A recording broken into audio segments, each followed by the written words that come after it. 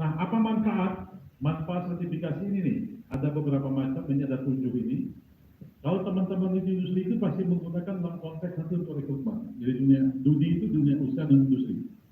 Terus penjaminan mutu, tapi di pendidikan bisa menjadi desain instruksional, membantu untuk evaluasi, dan nanti di bidang karir di mana teman-teman industri dan juga untuk tujuan apa itu wirausaha dan lain-lain.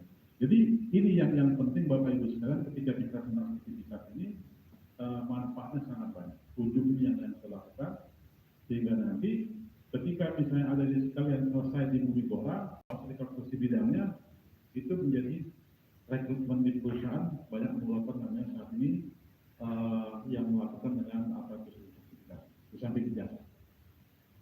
Nah, di tahun 2018 akhir itu ada surat edaran khusus untuk Menakar waktu itu masih Pak Hanif Dairi mengeluarkan surat edaran untuk melakukan namanya jabatan-jabatan di bidang MSDM itu diwajibkan bersertifikat kompetensi. Itu yang dilakukan. Itu yang sangat ini sekali sehingga nanti semua jabatan misalnya sistem rekrutmen, sistem pengupahan segala macam itu yang berkaitan dengan MSDM itu mereka wajib mempunyai sertifikat kompetensi di bidangnya untuk jabatan-jabatan yang ada di MSDM. Oke, ini tugas fungsi BNSP. BNSP itu adalah tadi saya sebut lembaga independen tapi melakukan sertifikasi kompetensi. Di dalam mekanisme tugasnya BNSP itu memberikan yang namanya lisensi. Jadi tugas kami dari sertifikasi lisensi. Lisensi kita berikan kepada LSP sebagai mitra kerja daripada BNSP. BNSP tidak mempunyai namanya kantor di daerah, nggak punya. Jadi kita punya itu adalah mitra kerja LSP. Kalau di sini adalah LSP Universitas Bumipora, mitra kita ya. Sehingga LSP Universitas Bumipora mesti atau harus compliance dengan sistem jaminan mutu yang ada di BNSP. Tidak boleh yang kemana-mana. Sudah kita tetapkan sejak pendirian, mekanisme sertifikasi, perangkat-perangkatnya ada standar, misalkan ada tempat uji, ada materi uji, ada skema, nah itu ditetapkan oleh kita. Jadi nggak sembarangan, makanya ketika bisa kita melakukan menjadi asal kompetensi, kita mesti didik. Sekarang minimal seminggu, zaman dulu ada 2 minggu, tapi seminggu. Tetapi proses kita sangat-sangat independen. Disebut dengan namanya kita impartiality.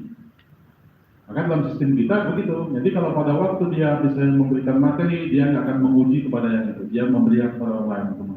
Nah makanya harus seorang asal kompetensi itu mempunyai kompetensi teknis di bidangnya. Jangan sampai tidak. Kalau enggak nanti tidak bisa melakukan uji itu akan kemana-mana. Padahal kita sudah punya panduan tata caranya bagaimana untuk melakukan namanya. Nah ini. Nah fungsi kita Bapak Ibu sekalian ada pembinaan, pengawasan, tetapi yang sangat menantang bagi kami adalah fungsi yang nomor 4. Bagaimana pengembangan sertifikat itu menjadi pengakuan internasional dan nasional. Nah makanya kita di dalam tadi saya sebut di awal dengan Kementerian Perdagangan kita diikutkan untuk melakukan yang namanya perjanjian perdagangan dalam konteks people mobility. Jadi kami bekerjasama baik dengan misalnya lembaga sertifikasi misalnya di Eropa, Australia, New Zealand, Korea, Jepang untuk bernegosiasi. Kalau kita mau saling pengakuan apa mekanismenya? Kita lakukan untuk itu. Nah dari fungsi ini Bapak Ibu kita ada namanya fungsi yang dilakukan sesuai dengan apa Impres nomor 9 untuk mempercepat pengembangan sistem sertifikasi di pendidikan dan pelatihan vokasi yang dilakukan.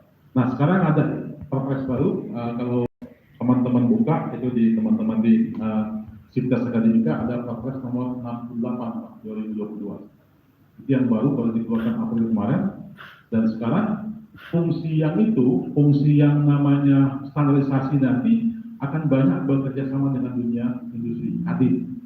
Jadi Kadin Indonesia yang akan banyak berperan untuk bangga di samping sektor yang terkait. Nah ini kita lakukan. Nah dari 6 ini Bapak Ibu sekalian tentunya kita membenahi semua sistem yang ada baik internal maupun eksternal, tetapi kita melakukan namanya pengakuan kompetensi itu secara nasional maupun internasional. Nah ini sistem Pak. Di dalam sistem ini ada 3. Di awal dengan namanya supply side.